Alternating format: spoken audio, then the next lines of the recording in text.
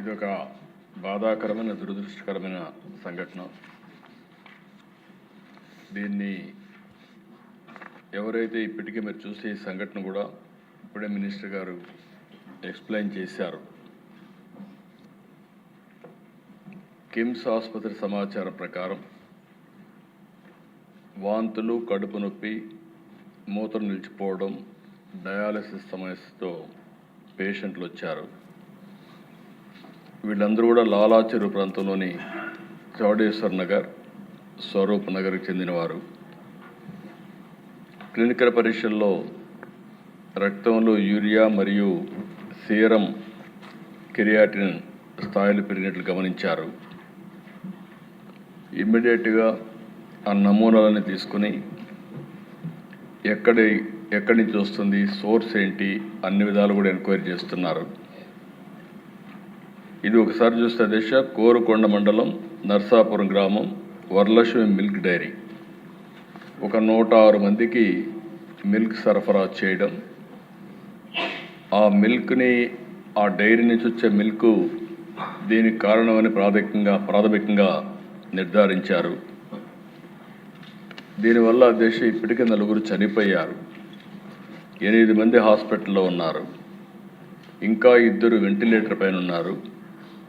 ఇవన్నీ కూడా ఎప్పటికప్పుడు మానిటర్ చేస్తూ వీళ్ళు కూడా చనిపోయిన వాళ్ళని చూస్తే 3 అయితే 70 years అబవ్ ఉన్నారు. కృష్ణవేణి 74, రాధాకృష్ణమూర్తి 76, శేషగిరిరావు 72, రమణి మాత్రం 58, 2 మహిళలు 2 పురుషులు ఉన్నారు. అయితే దిశ ఇవన్నీ చూసిన తర్వాత మొత్తం నమూనాలను కూడా తీసుకొని డిఫరెంట్ ల్యాబ్స్కి టెస్టింగ్ పంపించారు. ఎవరైతే దీనికి ప్రధాన కారణమైనటువంటి వ్యక్తి పోలీస్ డిపార్ట్మెంట్ కస్టడీలో కూడా తీసుకున్నారు. ఇన్వెస్టిగేషన్ ముమ్మరంగా జరుగుతూ ఉంది. ఈ నమూనాలు కూడా state food laboratory Hyderabad, state food laboratory Visakhapatnam, Vimta labs హైదరాబాద్కి నమూనాలు పంపించారు. కేసు కూడా ఎవరైతే మృతురాలు తాడి కృష్ణవేణి కుమారుడు సీతారామయ్య ఇచ్చారు, దాన్ని ఆధారంగా చేసుకొని 194 సెక్షన్ కింద బిఎన్ఎస్ఎస్ కింద సెక్షన్ 174 సిఆర్పిసి కింద కేసు కూడా బుక్ చేశారు.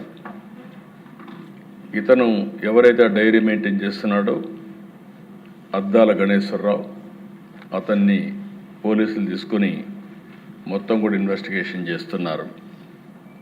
ఏదేమైనా దిశ అన్ని విధాలు కూడా 360 డిగ్రీ ఇప్పుడే మంత్రి గారు చెప్పినట్టు ఎంక్వైరీ చేస్తున్నాం. నేను ఒకటే విజ్ఞప్తి చేస్తున్నా, ప్రతి ఒక్కరికి ఉదాసీనత ఏమాత్రం పనికిరాదు. ఒకవేళ కావాలని చేసుంటే, ఏదైనా కక్కుర్తిపడి కలుషితం చేస్తుంటే మాత్రం చాలా సీరియస్గా ఉంటాం.